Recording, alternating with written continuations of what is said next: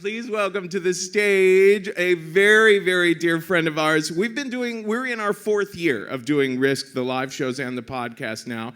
And she has been there from the very beginning. She's one of our favorite regulars and a dear friend. We love her so much. Please welcome Miss Janeane Garofalo.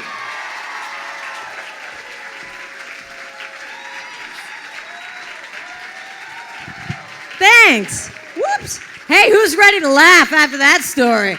I was waiting she forgot the Holocaust and the Bosnian rape camps in that.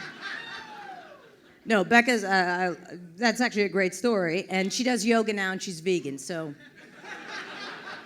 3 weeks, what? And I bet her mom wanted her to get well. That's totally understandable. But no, unconditional, that's a mother's love. I am not being sarcastic about that. But I have always said, don't have kids. You don't know which way it's gonna go. Everybody loves a baby. I love a fat baby. Anybody who knows me, I love a fat baby. Fat baby foot is going right in my mouth. Dollars to donuts, right in my mouth. I like toddlers and tub time with the robe with the animal ears, but soon that kid will be 15, and yeah, you heard what happens. But that is not me taking a shot at Becca. I even tried to encourage her to start smoking earlier. She's 27, for Christ's sake. It's time. And that's you guys can honestly say you never experienced that before, right? That I mean that sincerely. I'm not being sarcastic. You can honestly say, "Whoa, I did not expect that." That's the arts, ladies and gentlemen. I feel a bit like my thing's going to be very facile in comparison. The theme that I was told that the show was from Kevin is, and not that it's a hard and fast rule, but the idea is thanks was the overarching theme. And so I was going from there, and there was a thanks in that. She's thankful for the unconditional love and all that. I'm not mocking anything. I'm being sincere. I know people think I'm being sarcastic. I'm not me. I'm very nice, actually. I'm a very polite person. Very well-mannered. I will hold a door. Honestly, I'm very chatty on lines, things of that nature. I'm nice to rats. I don't like it when people badmouth rats. I mean, if Pixar has taught us nothing, rats know how to pull together, goddammit. Some of them are fine cooks. And very nice. Give them a chance.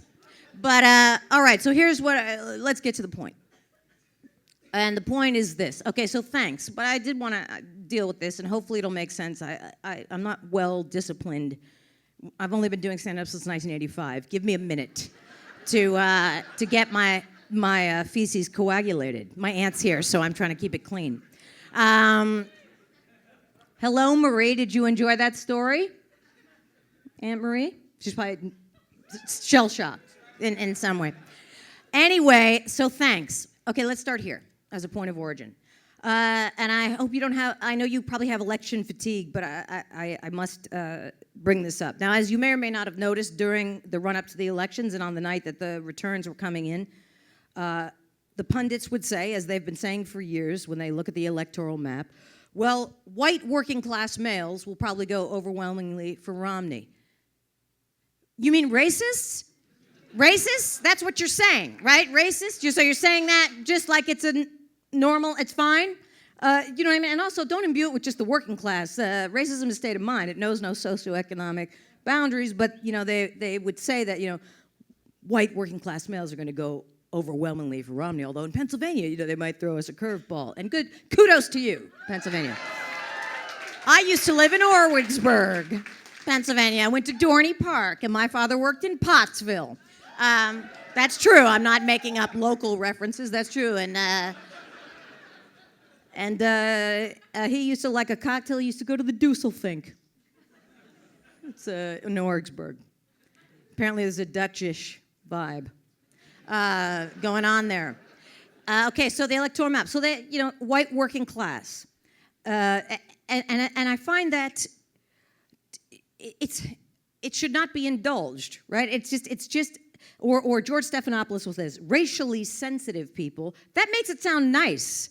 a racist, a bigot, a person, does anyone see what it's not racially, it's not a demographic that needs, I just spit, I'm so sorry, that needs to be coddled. We need to stop coddling war criminals, racists, hoarders. Come on. The hoarders are getting, look, they're never going to clean that shit up. Let's get tough. Don't give them the chance to look through the box. No, we're going to be here all day. I can't stand it. That's how I feel about how they're treating the homophobes and the misogynists and the anti-intellectuals and all this nonsense and the corporate greed. But, if you're going to do that for demographics, then just stand in front of the map and say, okay, so Southern strategy, which is nothing they say, racism. They'll say white working class males are going to go for Romney. Here we have snuff film enthusiasts, sex pests, to make it sound nice, those that beat the elderly.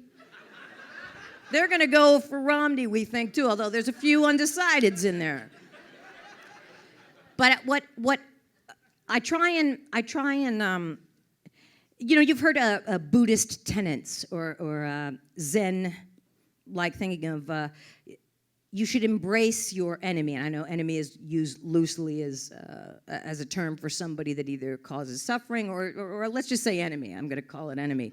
And I'm not talking about petty grievances that somebody has done to me. I'm talking about cultural criminals, people that actively hinder the rest of us from evolving. Let's say, whether it be at Fox and Friends morning show or Ann Coulter, various and sundry. And I want to go on a limb here. I am against misogyny. I'll say it. I don't like it. But if you're going to aim it at Coulter or Michelle Malkin, I'll take it. I'll take that hate anywhere and get it towards them. Now, here's my problem with the Zen issue, because I try and read all these. I keep buying Eastern philosophical books, but I want to go through what my issue is here. First of all, I don't see them as a teacher. Now, I guess I can see, Sean Hannity as a teacher insofar as, wow, that's not who I want to be, or I guess my parents did something right in that way, but I don't embrace them. I don't want to coddle them like a hoarder. I don't want to. Why should they be coddled? The right wing, the Republican Party, the Tea Party, it's just a subset of the Republican Party. It's not grassroots. They're not deficit hawks. That's the rebranding coup of the century. They're not deficit hawks. Oh, by the way, the KKK was an agrarian socialist collective. They were very concerned with soil sampling and crop rotation. But and all the talk of secession, which of course is again a not an organic movement. It is, I'm sure, it is a pretend ginned up thing. But there are some people who legitimately want to secede, and I say goodbye. And again, as Zen would say, build a bridge. There's more that connects us than separates us. No. And I'm not saying that to be a cynic. And and nihilism gets a bad rap, by the way, in PS. Nihilism is just sometimes what I see it as is there are those that see no value to certain lives. I agree with that, and I would put myself in that category. It's nothing special about me. If you were to minus me from the equation, if I had never been born, who gives a shit? It's no big deal. So I have no grand illusions. I'm not like one of those people on the faux reality shows. Boy, they're guilty of overestimating themselves when they do their testimonials as if they're just stopping by on their way to the UN. But I want to tell you how I punched this guy in the face first. But what was I just talking about? The nihilism gets a bad rap. That was a sidebar. But there was compassion. Okay, and building a bridge. I don't want to. Now, if Alabama wants to secede, now I know it's a small group in Alabama. Good luck to you. By the way, give them one hurricane, see how they do. That we don't want the government. By the way, a lot of those red states, as many of you know, are dependent upon many blue states, because blue states tend to pay more taxes than they get in federal dollars, and the red states tend to pay less taxes because they don't like the government telling them what, especially if a black fella's in charge. They don't want to pay taxes, but they don't realize that they get more federal money, and a lot of it comes from New York and California, those nefarious coasts that they hate so much. But be that as it may, a lot of times when I have this argument with people that are of that persuasion of the no taxes, I just think, do you like highways? Do you enjoy airports and public school systems and police and fire departments? Those are tax dollars. So if you want to secede and there's a fire, maybe Rand and Ron Paul come by with a bucket brigade, and we'll see how it goes. Apparently God is a libertarian. I've been thinking about that recently. I used to be religious, and then I would say I'm agnostic, but that was just cowardly. So I thought, you know what, just say, I'm willing to believe in a God, I just need some proof. And until that time, and I'm not trying to be an asshole. I'm just saying that I just feel proof, and science is very comforting, answers a lot of questions. And some people say we just can't know with God. You just have to have faith. And I would say to you, do you believe in fairies and werepanthers? Great storyline, True Blood, werepanthers. Do you believe in werepanthers? Werepanthers. It's a mixture of a werewolf and a panther. In Bonton, Deep South. But oddly, isn't it amazing? They won't let gays marry, and yet the Vampire Rights Amendment Act went right through. I don't understand that. And a lot of them still don't believe in messignation. A lot of people polled in the Deep South feel that blacks and whites should not marry. And yet the vampire right. If you go to a bar, let's say in Bonton, hypothetically, say Merlotte's or maybe a bar called Fantasia, I don't know, and you order a True Blood, they have to give it to you. That's the law. And yet gays can't marry. But anyway, do you believe in fairies or werepanthers? Right, show me, right? You're from the Missouri, the show me say. So you'd say, no, I don't believe in fairies or werepanthers. I haven't seen one. And then you could say, but it doesn't mean it's not there. You just have to have faith, right? God, an entity so powerful it makes history, so powerful people devote their lives to it, live and die by it. Now, there's some people that are very nice with religion, but as you know, in the wrong hands, it's a loaded gun. I'm not talking about the nice ones, like the Duggars. They seem nice. I don't like that they deny their kids science, but I don't want to drag Jim Bob and Michelle into this. They seem nice. But, they had Josie, who was it's gonna fall out. The uterus is going, I hope she has like a nice undercarriage garment of some kind. I like Spanx. I like to keep all my troops in one foxhole. I just like Spanx. I know that she probably couldn't wear them or it's against her God or something, but so they had their last baby, Michelle, and again, the Duggars seem very nice. They had a baby, Josie, and this is their 19th child, and Michelle is a little bit older, and the baby was in the NICU as a premature baby, and life was saved by the medical team, and they kept saying, it's a miracle. Oh, no, it's a science. If there's any other reason or evidence that you should say science is good, without science, your child would have gone the way of, I don't mean to, dead. I mean, after what happened, why am I being coy about this? But I mean, it's a science, right? It's a science. They use cell phones. They use their computers, the Duggars and all that, and all those doctors and nurses and medical staff that help them are educated people who do not think the earth is 6,000 years old. And yet their children, they will keep into that idea that humans rode dinosaurs and things of that nature. It's bad parenting. And they're nice. They're nice. And Joan of Arc, she seems nice. Honestly, Joan of Arc, I mean, she thought she was an arrow of God.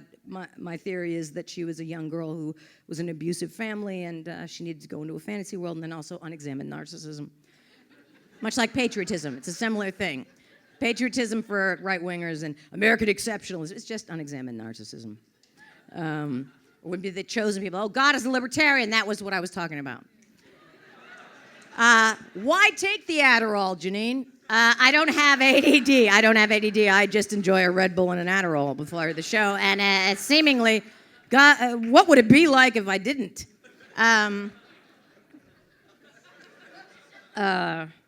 Libertarian, God.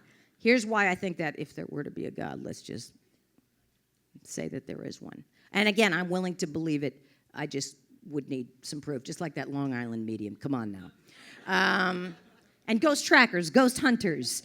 Isn't it amazing how much evidence they're not getting on film on a nightly basis? But anyway, The majority of Americans will sign off on ghosts, extraterrestrials, mediums, apparitions, miracles. But then you tell them that there's racism in the Republican Party. Oh, come on! Tinfoil hat stuff. Now you've gone too far. I mean, the extraterrestrials and the lady that's a Long Island medium who talks to the dead, yes. And ghosts, for sure. But racism, come on. Libertarian God. Here's why why am I going back for it? It's not even going to be that great now that I did it. But I would say he's a libertarian in that, and I know Republicans like to claim him as their own, as God as their own. But I believe he was a libertarian because look how he treated his chosen people. This is no nanny state, folks. Get out of Egypt. You're on your own. Bootstraps time. You're not going to like after a certain someone invades Poland either, but that's in the future. His own son, for Christ's sake. His own son. Let him hang.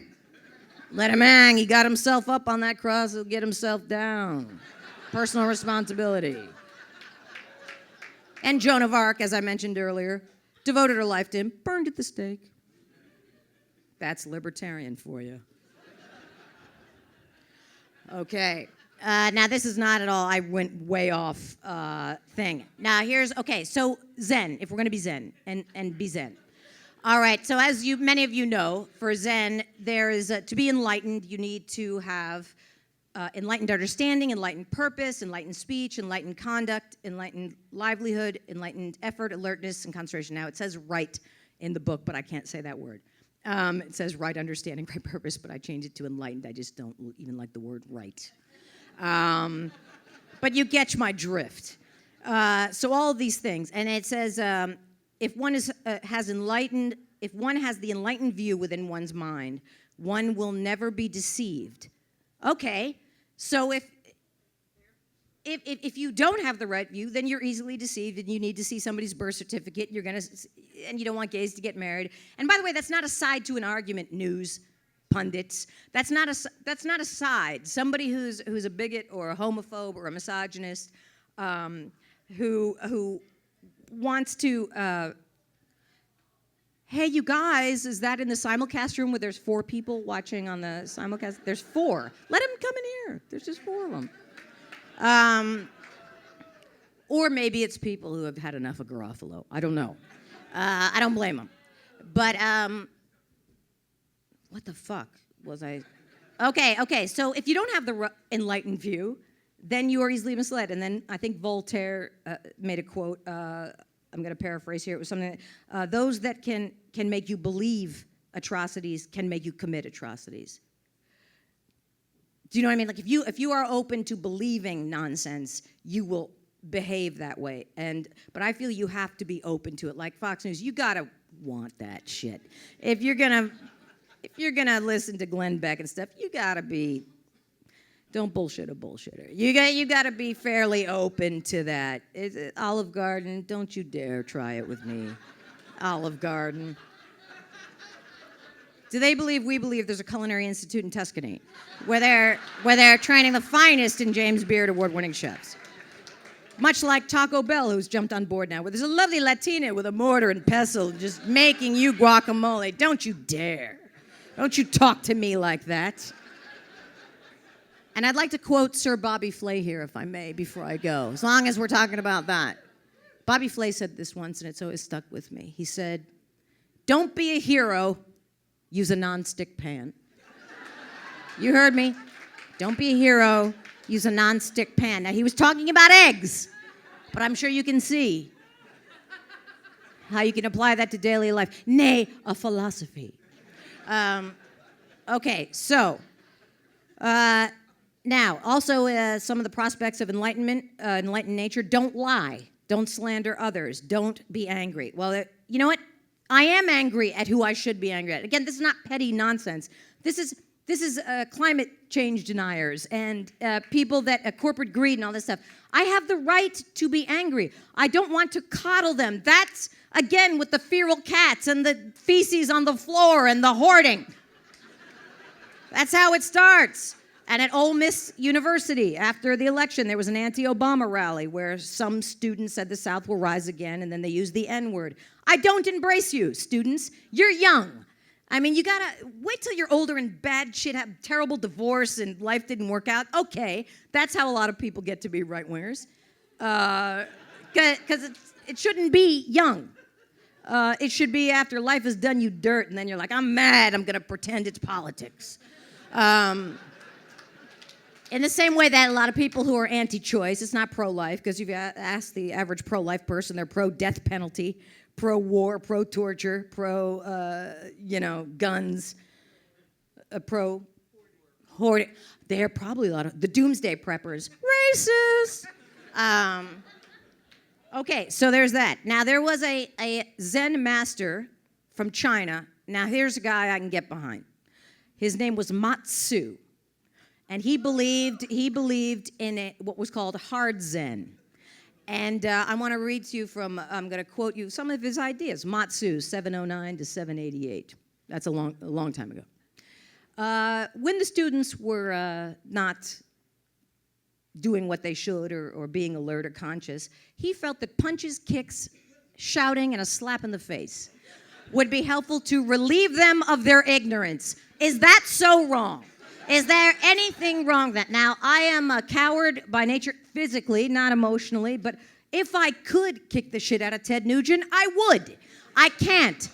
And he even gave me venison jerky in a bag once. That is true. No, I know, I'll get it. It's not even, I can't even read my own writing. Anyway. But, okay, and so then also he said there's only 3 type of relationships that people are in their lives. Host-guest, which means the host is in touch with reality and the guest is confused. Guest-guest, neither knows what's going on. And host-host, both are enlightened. Yes? So again, like if you have a alleged news person who's dealing with a person who is claiming that gays can't marry women, have to have forced transvaginal and all of that nonsense, in addition to all other lies that they tell from think tanks and all of that, why is it indulged? Why can they not just say, look, we're stuck in a host-guest relationship here? And if I were Matsu, I would slap your face. But they don't do that, and then we don't evolve. It's a I, thou, I, it. Martin Buber, anybody? Martin Buber, I, thou, I, it. I, thou is you have respect for others. I, it is you are a Republican. And I'm not just being reductive. This is, come on. Now's not the time to mince words. They are like Britain's National Front at this point. All right, last but not least, because I think a light has been blinking. Now, this is not, I hate to drag Lady Gaga and Katy Perry into this. Because, again, they seem very nice. I don't know them, and I don't wish them ill. And I think, Lady Gaga, I'm not getting it, but I respect it. Interesting, you got a meat dress, you got a phone for a hat. You go. That's great. I'm old now. I'm not getting it. But Katy Perry seems nice. It's not my taste in music. But here's why I bring them up. They have very devoted fans, very, very devoted fans. And a lot of times when their fans are interviewed, the fans talk about part of their love for these 2 performers is their positive message. And Brian Williams once asked a Lady Gaga fan, well, give me an example. And so the Lady Gaga fan was like, she always says, never give up. You got to get some new material, people. I don't know how these things are capturing the imagination of a nation over and over again. It's too abstract for me.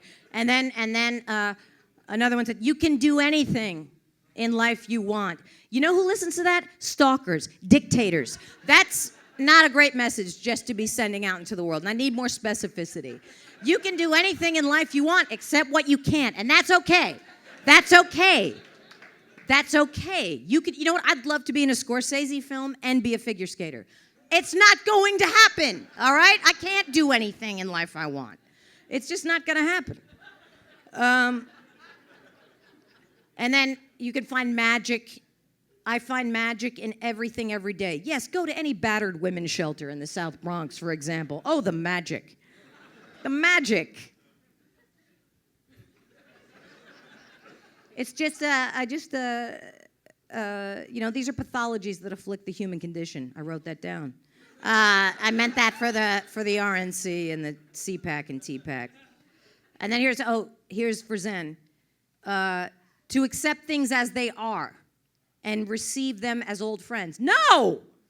No thank you. Again, thanks being the theme. I say no thanks. No thanks.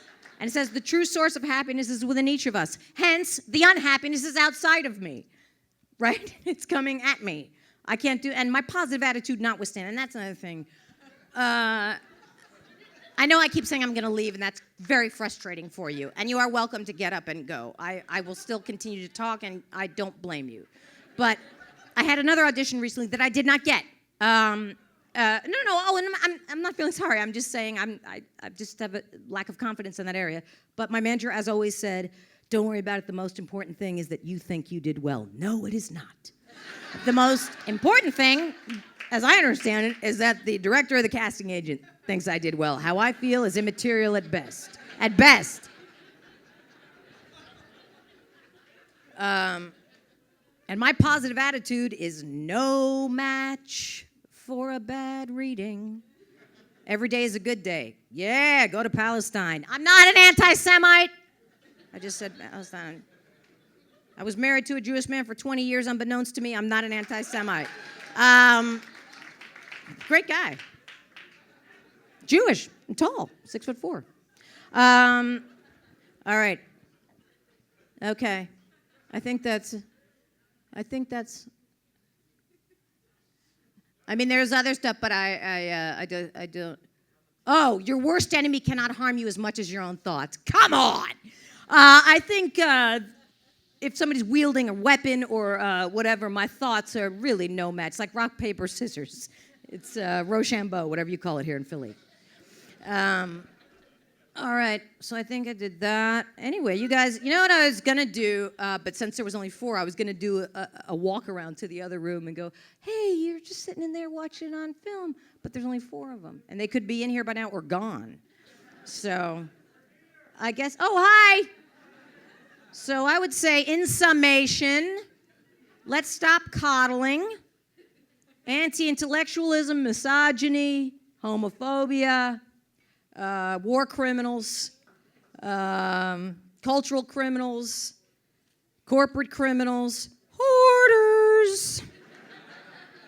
Man, you're just not going to get anything done. And now I had an intervention, I had 2, the second one took, for alcohol hoarding, which is similar but different. That was not the case. They don't do it that way with alcohol. They don't say, we won't take anything out of your apartment that you don't feel comfortable with. I had to watch them dump Belvedere and Grey Goose, by the way. Absolute, who cares? Belvedere and Grey Goose. Then there was also a flask I had in a boot in the closet, so it was an inside job. How they knew about that, I was betrayed. But, like I said, I don't drink anymore, luckily. But I was not coddled. I resented the hell out of it, but I was not coddled, and I thought of, my whole thought process was, I'm going to think of clever ways to be drunk around these people, and they will know, because that'll show them. But it didn't work out that way. I'm sober. I do enjoy a Vicodin. Anybody who knows me knows that, but that's just for fun. That's just, and I call them Vicodoodles because it's adorable. But Grandma enjoys a Vicodin and some infomercials. I just like it, especially the one for the teeter table, which I got, by the way, and it works. You hang upside down. It's fantastic. And Bare Minerals and Wen hair care. Honestly. If you take nothing else away, Wen hair care, Bare Minerals, and the teeter table with Vicodin. Fantastic. Anyway, you guys have been very, very nice. Thank you. Good night.